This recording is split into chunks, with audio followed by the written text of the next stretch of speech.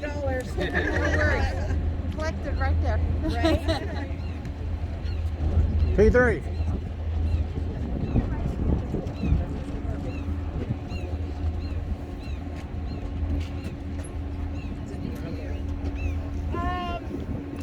Yes and no. Not the one that's up here. They have one that for you to use though. Benson. Moses, I mean, where they'll are take you? pictures of us all together.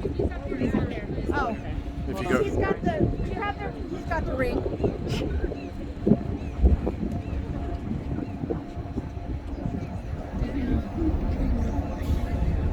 You're welcome.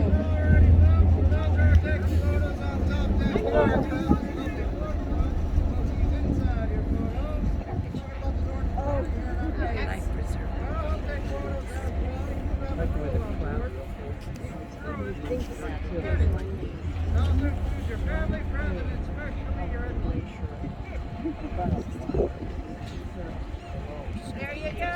You're welcome. Man, look at all these $5 I'm making here. That's it. $5 a photo. It's only making me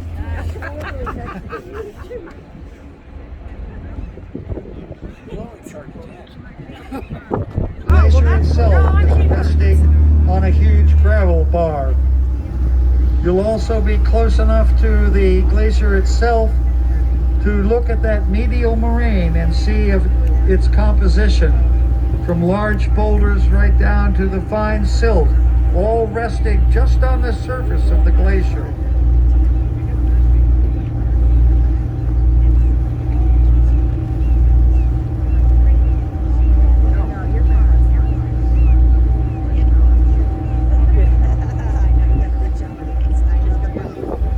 Now the perennial question, why is the ice blue? To understand that, you have to understand a bit of the physics of light. Light from the sun contains all the colors of the rainbow: red, orange, yellow, green, blue, indigo, and violet. The red, orange, yellow, and green are long wavelength and low in energy. They can be absorbed by the ice, but they cannot escape. They don't have the energy to do that. However, the blue, indigo, and violet, which we see only as blue, are high energy and short wavelength.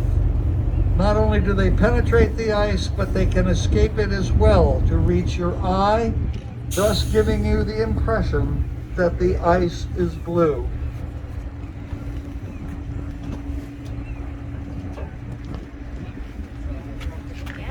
No. You want me?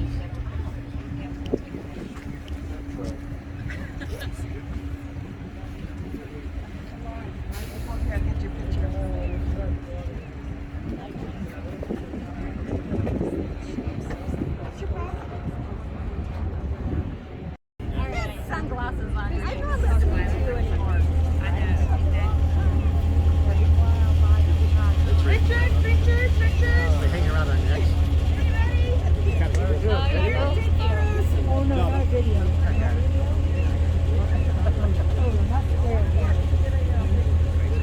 about that? 1, 2. Oh wait. Wait. Yeah, perfect. 1. Give him a kiss. Okay. There you go. Okay, folks, now we're going to be traveling across the face of this glacier, and we'll be going over to the other side, to the right side. This left side, as I said, is landbound. You can see it's pretty well situated all on gravel or the bedrock right here, straight ahead of us here at Now this bedrock, again, is gray wacko shale, but the thing that's more interesting is that 2 decades ago, in the year 2000, Portage Glacier completely covered this bedrock. And so it's melted back about 500 yards or so within that last 20 years.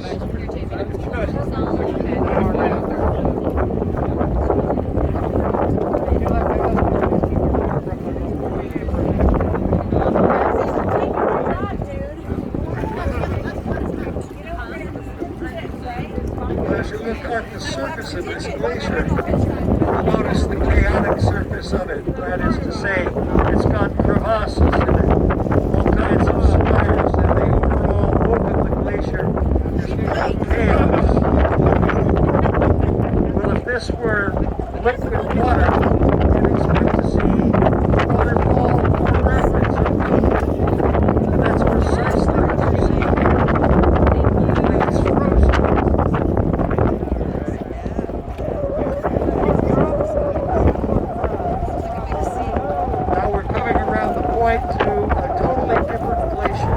It's the same Portage Glacier, but it has a totally different look to it.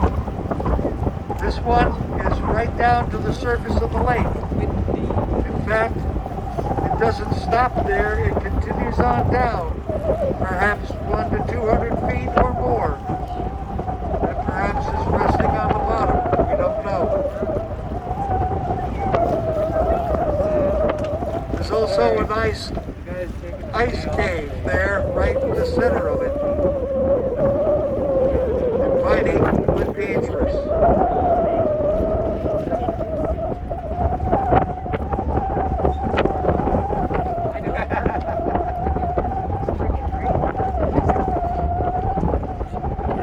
Pictures or recording? Nice big cabin. Why aren't you taking them horizontal? I have been. Right back in the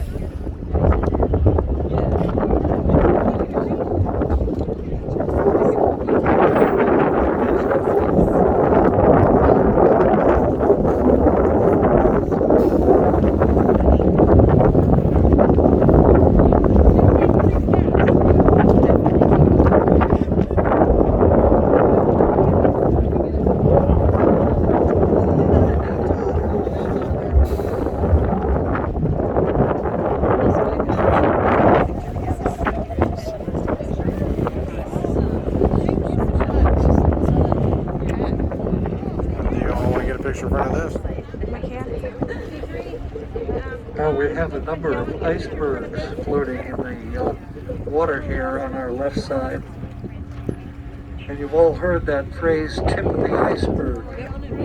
And that's really the truth. For what we see above the water is only a tenth of what is below. So in some cases, these bergs are somewhere around 1 foot to 2 feet high. And that would mean that below the surface they extend down anywhere from 15 to 20 feet below the surface. And you can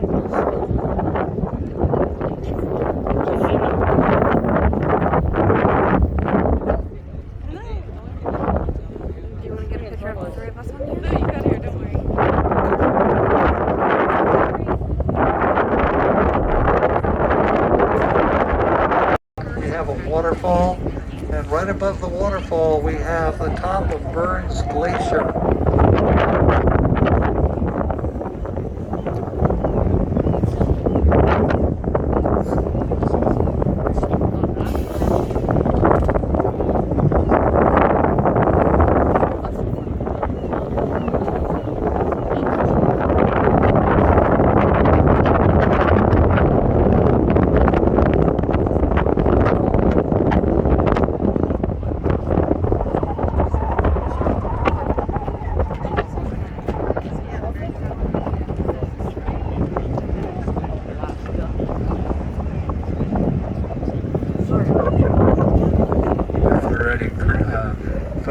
Well, this is crew member Moses on top deck here. We do get a lot of questions on board. One of the questions that we get is, if we have a horn on this boat, are we able to make a loud enough noise with that horn to make that thing calve? Now, unfortunately, this vessel here is not equipped with a horn, but we do have the next best thing here. So, this is for anyone who wants to participate in this. What we're going to do is we're going to go ahead and line up over on the right side. And what we're going to do is we're going to yell the word pop. Now we do have to say this in unison, and you want to make sure not to stretch that word out, or else it's not going to work. It'll be a little bit too weak. So you do have to yell the word, just the word, pop. P-O-P. Alright, so I'm going to count down from 3, and all of us in unison are going to yell the word pop as loud as you can. You folks ready? Alright. 3, 2, 1. Pop! Alright, I think we can do a little bit better than that. So let's try one more time here. 3, 2, 1. Pop! You think we should try one more time, or do you think that was good? Alright, one more time here. 3, 2, 1. Pop! Alright, so what that did is it loosened up the snow there a little bit, so we'll be having the next cruise, we think.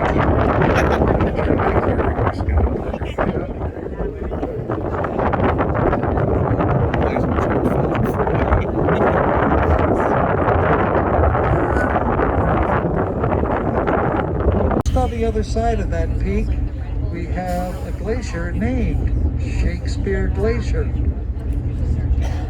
So we're surrounded in a sense by all kinds of literary names. Over in the Portage Canal there, we have Whittier Glacier, Shakespeare Glacier. We also have Burns Glacier. And down by the Visitor Center, we have Byron Glacier.